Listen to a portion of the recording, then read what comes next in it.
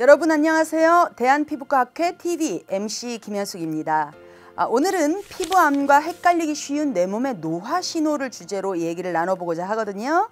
오늘도 자세한 설명을 해주실 선생님 두 분 모셔보도록 하겠습니다. 안녕하세요. 안녕하세요. 네, 반갑습니다. 반갑습니다. 네, 지난 회에 걸쳐서 또 뵙네요. 안녕하세요. 저는 연세대학교 강남 세브란스병원 피부과 교수 노미령입니다. 안녕하세요. 나의 미래 피부과 노유진 원장입니다. 네, 반갑습니다. 피부암으로 걱정해서 오시는 환자들 중에 대부분 어떤 질환으로 내원을 하는지 궁금하거든요. 일단은 우리가 피부 노화가 되면은 우리 피부에는 어떤 변화가 생기는지를 우선을 알아야 되거든요. 네. 우리가 흔히 알고 있기로는 주름이 생긴다, 네. 아니면 피부가 탄력이 떨어진다. 네. 이거가 이제 우리가 피부가 나이가 들면 그렇게 된다라고 생각하는데, 그것 이외에도 우리 피부에는 여러 가지 종양들이 막 생겨나요.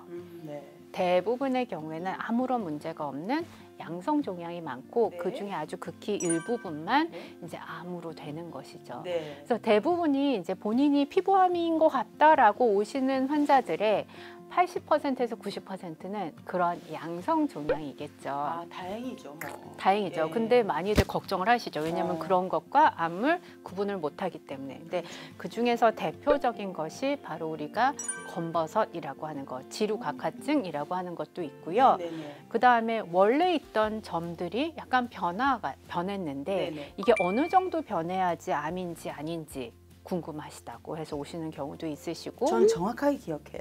네. 6mm 이상. 하도 맞아요. 들어가지고요. 6mm 1회부터 이상. 2회까지. 예. 6mm 이상일 때 좀 의심을 또 해봐야 된다. 네, 뭐 이런. 6mm 이상인 점인데 그게 변화가 있는 경우에 네네. 의심을 해야 되는 거죠. 네. 그리고 마지막으로는 뭐 없던 것들이 생겨나요. 갑자기 빨간 점이 온몸에 생겼어요. 없던 거예요. 아니면은 얼굴에 원래 약간 기미가 있었는데 기미 옆으로 갈색 반점 같은 것들이 생기는데 이게 점차 더 생겨요. 이러면서 이거는 암이 아닐까요? 해서 오는 경우가 많으시죠. 그렇죠, 그렇죠. 이게 당황스럽죠. 왜냐하면 속에 있는 장기가 아니라 겉으로 보여지는 보이니까. 곳이니까 피부가 아무래도.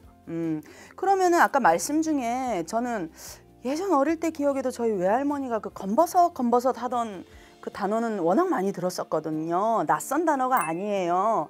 검버섯은 정확하게 뭐라고 할 수 있을까요? 검버섯은 이제 노미령 교수님 말씀하신 대로 다른 표현으로는 지루각화증이라고도 하고, 일반적으로 예전에는 뭐 저승꽃 뭐 이런 표현으로도 맞아요. 그 많이 얘기 들었었어요.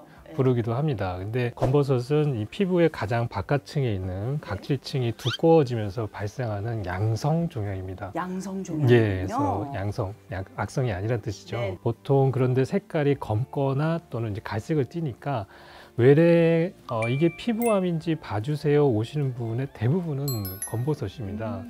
그런데 이제 문제는 그 중에 일부분은 어떤 분 같은 경우는 이게 검버섯인 줄 알고 방치했다가 나중에 피부암이 되는 경우도 있기 때문에 이 부분을 좀 주의하시는 게 필요하고요. 검버섯은 보통 이 얼굴과 몸통에 주로 많이 발생하고 네네. 두피와 팔다리에 생기기도 합니다. 네, 손에 생기는 것도 좀 맞습니다. 많이 봤어요. 그런데 검버섯이 갑자기 한꺼번에 일시적으로 많이 생기는 경우에는 이 몸의 내부 장기 질환과 연관이 있는 경우도 있기 때문에 그런 경우는 또 역시 체크를 꼭 해보셔야 됩니다. 그렇군요. 그러면 검버섯은 우리가 젊을 때보다는 좀 연세가 드신 분들한테 생기는 걸 많이 봤거든요. 나이가 들면 좀 대부분의 분들에게 생기는 건가요? 아니면 아닌가요? 검버섯이 발생되는 원인에 대한 거는 하나로 정의하기는 어른데 또 자외선도 있고 유전적인 요인도 있고 또 바이러스 영향도 있습니다. 근데 요즘과 같이 이제 야외 활동이 많아진 지금 같은 시대에는 검버섯이 많아지는 것은 어떻게 보면 당연한 현상이라고 볼 수 있고요. 네네. 이게 또 남녀의 차이라든지 뭐 인종 간의 발생 차이가 있지는 않지만 대부분 나이가 들수록 검버섯이 많아지는 건 사실입니다. 아무래도 그 기간 동안 좀 자외선을 더 맞습니다. 많이 받을 기간이 늘어나니까. 맞습니다. 정확합니다. 그렇군요. 그러면 검버섯도 좀 레이저로 치료가 가능할까요? 아까 노효정 원장님이 말씀하셨듯이 검버섯은 딱 보면은 사마귀 같아요. 우둘두둘하거든요. 맞아요. 좀 울퉁불퉁하죠. 우둘두둘하고 뭔가 피부 표면이 아니라 피부 표면에 위에 뿔뚝 올라와 있는 듯한 그 의미가 피부 표면에 이렇게 증식이 되어 있다라는 거거든요. 네네. 그래가지고 그 증식된 부분만 레이저로 결국은 태워서 없애는 치료로 손쉽게 치료가 될 수 있어요. 아, 그래요? 물론 레이저 치료가 쉽다는 건 아니에요. 일단 레이저는 굉장히 아프기 때문에 네. 마취를 뭐 주사 마취를 하거나 아니면은 바르는 연고 마취제도 있거든요. 그걸로 네네. 마취를 시킨 다음에 그 부분을 이제 싹 태워서 없앱니다.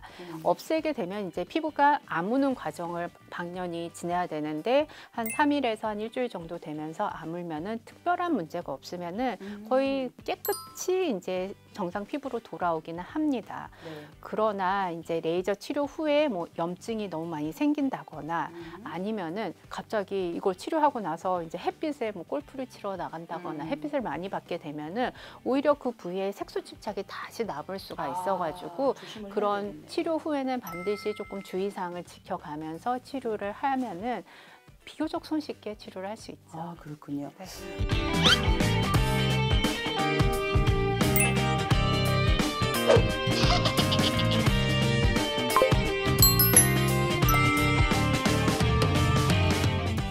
그 피부암이 의외로 갑자기 생기진 않을 것 같거든요. 그리고 그렇게 쉽게 생기는 것도 아닐 것 같긴 한데 피부암이 발생하기 쉬운 질환이 있을까요? 아까 얘기했듯이 피부암의 가장 큰 원인으로 꼽는 게 뭐였죠? 자외선. 자외선 맞죠? 딩동댕? 햇빛이에요. 아, 그러니까 모범생이네요. 근데 네. 그런 햇빛을 갑작스럽게 받는다고 암이 생기지는 않고요. 네. 아주 오랜 기간 동안 햇빛에 의해 가지고 노출에 의해 가지고 지속적으로 받았을 때 우리 피부의 세포가 변성이 되는 거예요.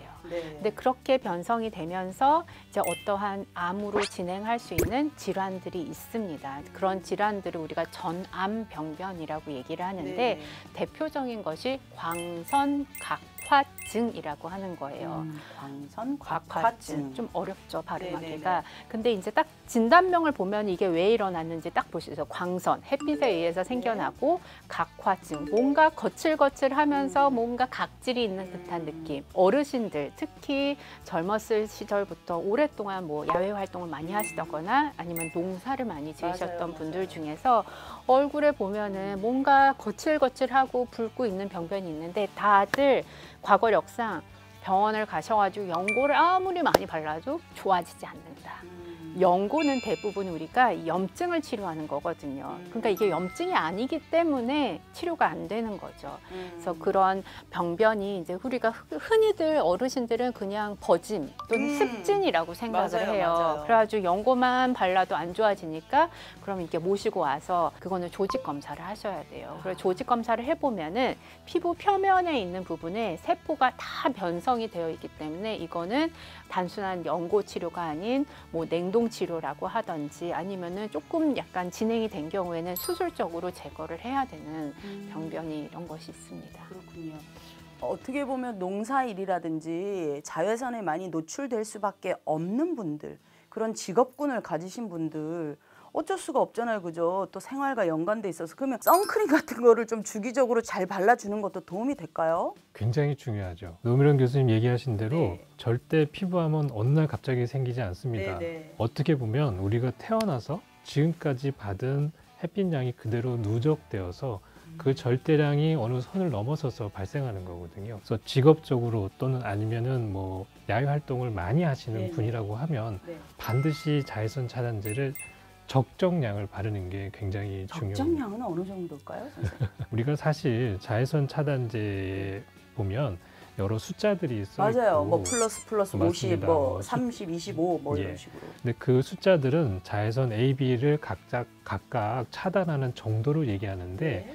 그 차단 지수만큼이 나오려고 하면 네. 사실은 500원짜리 하나를 발라야 되거든요. 얼굴에만. 그러면 우리가 매일매일 500원짜리 하나를 바르는 거는 쉬운 일이 아닙니다. 네네. 그렇기 때문에 적어도 100원짜리 하나 크기 정도의 자외선 차단제를 바르는 게 이제 중요하죠. 아니면은 또 저도 궁금했던 게 한 번 바르고 나갔다가 중간중간에 바쁠 때 덧바르지를 못하는데 이게 금방 날아가는 느낌이더라고요. 이게 수시로 좀 너무 오늘 햇볕이나 자외선이 심하다 싶으면 조금 하루 동안에도 수시로 발라주는 게 좋나요? 아니면 그냥 한 번 바르고 끝내도 될까요? 어떤 활동을 하느냐에 따라서 굉장히 중요한데요. 특별한 야외 활동이나 아니면 활동량이 많은 걸 하지 않으면 한 번으로 발라도 괜찮을 수도 있으나 본인이 지속적인 야외 활동을 하거나 운동을 해가지고 땀을 흘리는 경우 아니면 물에 들어갔다 나오는 경우 이런 경우에는 반드시 덧발라 주셔야 됩니다. 외래에서는 그래서 항상 교육을 하려고 합니다. 남자가 이런 걸 뭘 이러신 분들한테 항상 말씀드리는 게 이제는 그런 시대가 아니다. 꼭 바르셔야 된다는 거를 계속 교육하고 있습니다. 네, 여러분 오늘 말씀드린 내용 머릿속에 저장하셨습니까? 피부암인지 노화신호인지 헷갈리시는 분들은 피부과 전문의와 함께 꼭 상의를 하시기 바랍니다. 저희 대한피부과학회 채널 구독과 좋아요 꾹꾹 눌러주시고요. 다음 주에 또 뵙겠습니다. 감사합니다. 감사합니다. 수고하셨습니다.